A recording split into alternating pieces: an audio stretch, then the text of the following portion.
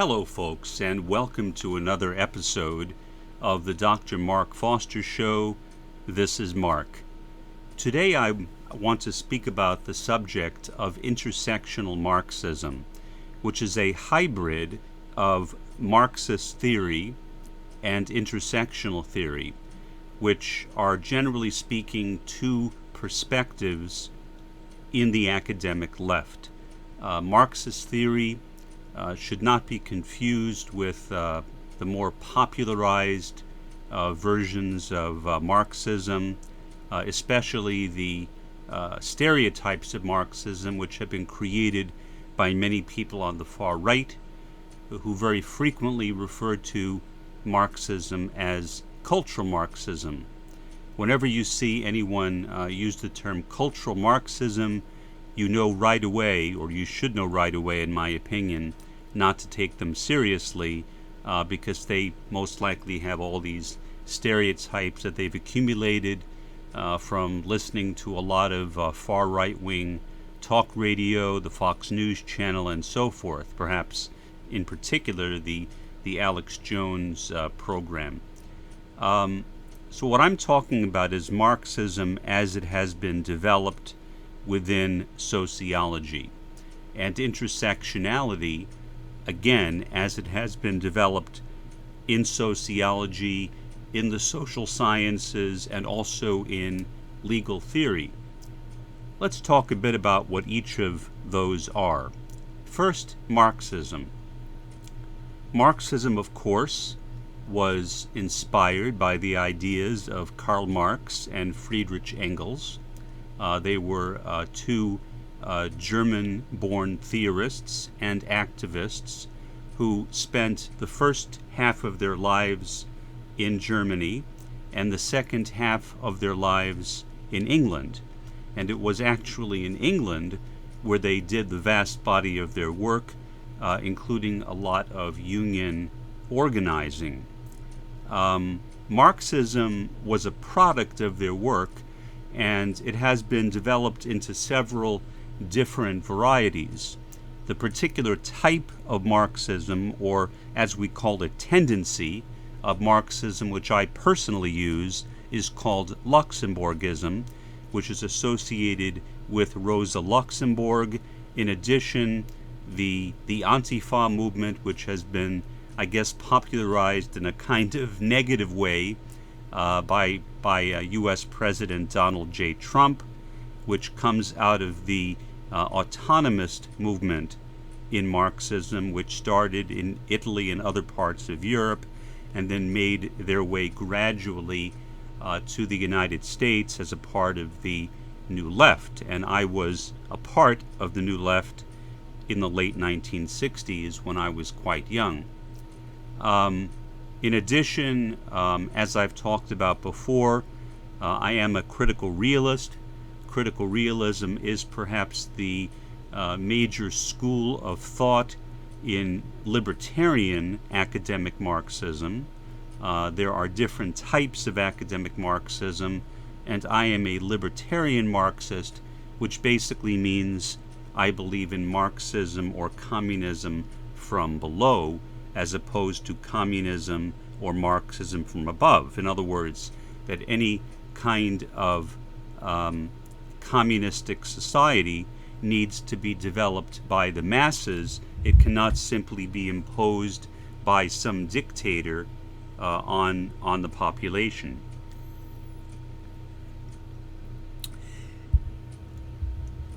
That's basically my own approach to it. Of course, there are other approaches as well. I know some people, for example, in academia who are Maoists. I know some people who are Trotskyists, and I know some people who are Stalinists.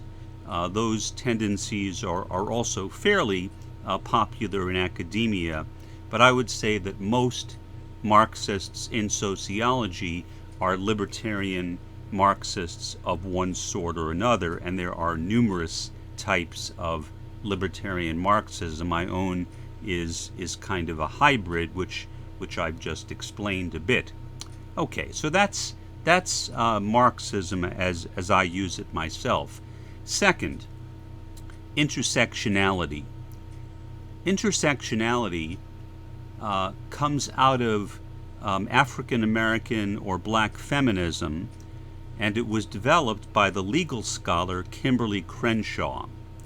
Kimberly Crenshaw is a professor of legal studies, and she developed intersectionality as a part of what is called critical race theory, which also began in legal theory and then gradually made its way into sociology and other disciplines. It attempts to apply a kind of critical, sometimes Marxist or anarchist lens to the study of law.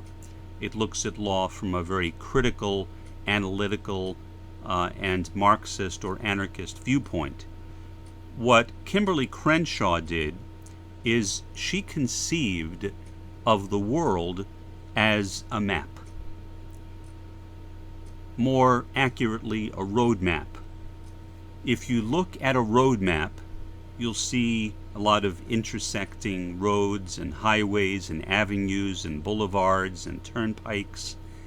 What Kimberly Crenshaw said is that we each occupy a particular place on that map. For example, I can look at myself and I can say that on my particular intersection, I would be categorized as white, although I don't generally call myself that because I don't like that term, since in my opinion it comes right out of slavery and was used to distinguish the people who were not slaves from the people who were slaves, or people who formerly were slaves. So I generally don't refer to myself as that. If anything, I call myself post-white, or sometimes ambiguous, or non-racial, or something else. But I don't like to call myself white because of the history of whiteness in American society. Plus, given the fact that my ancestry is Jewish, Jews were not considered in American society as being white until after World War II. Prior to World War II, Jews were not white.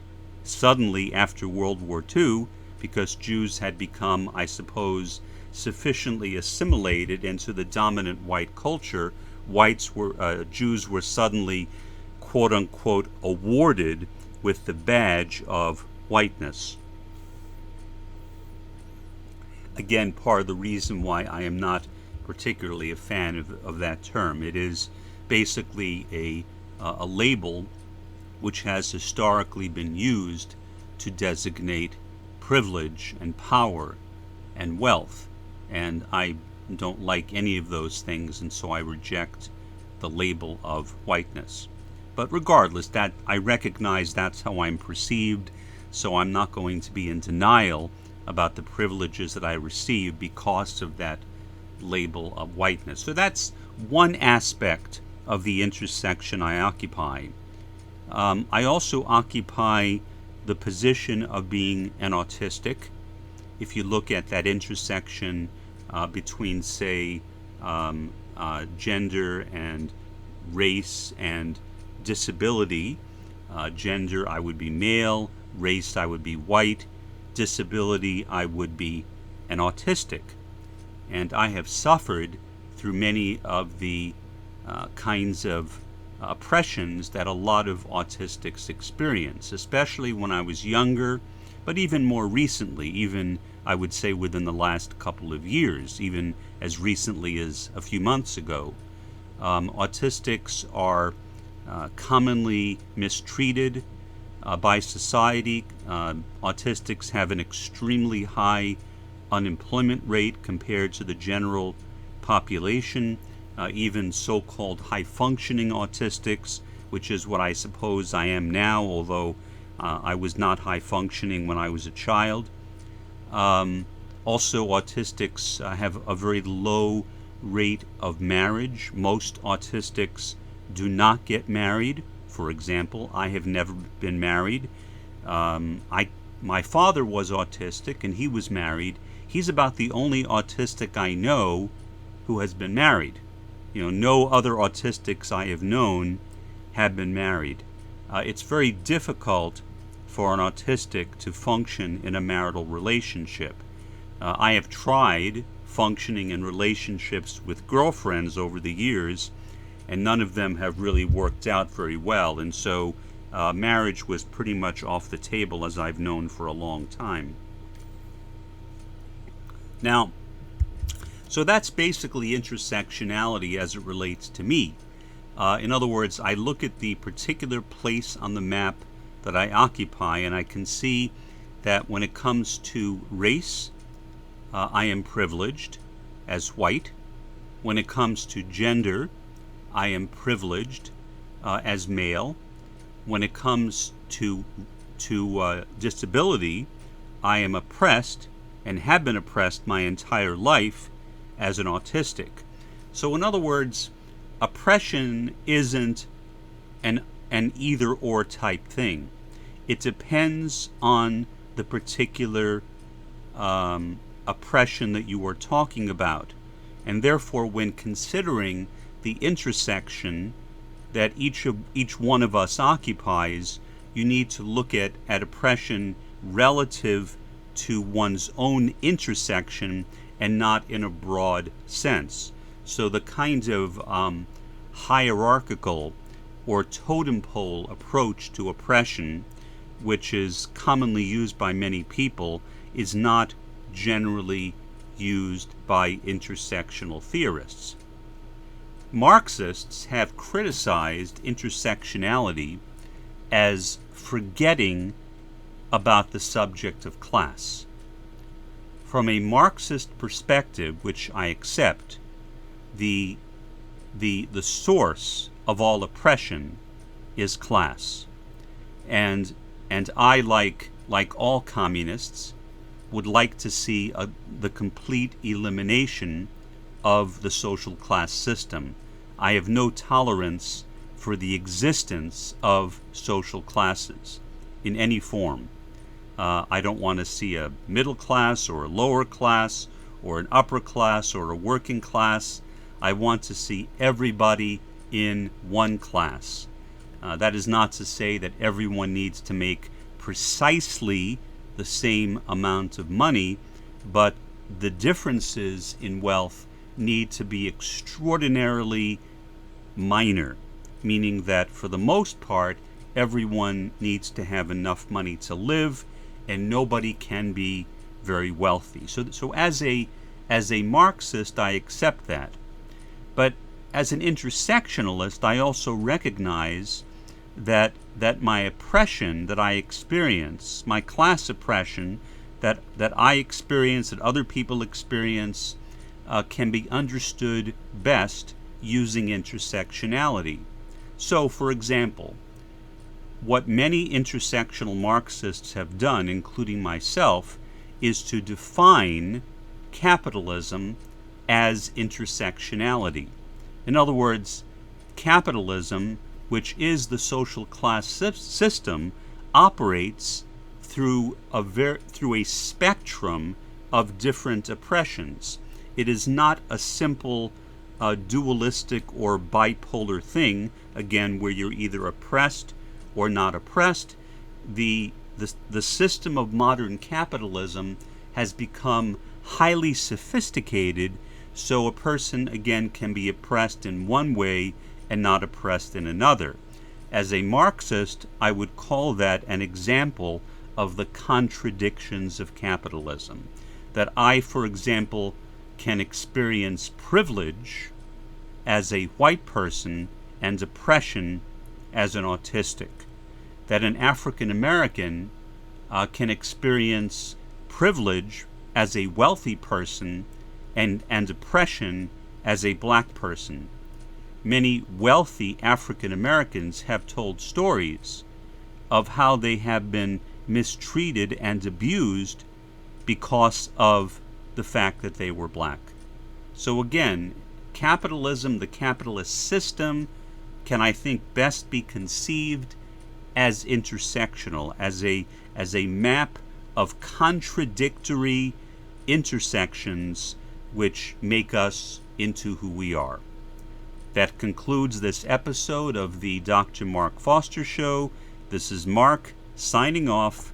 Have a good one.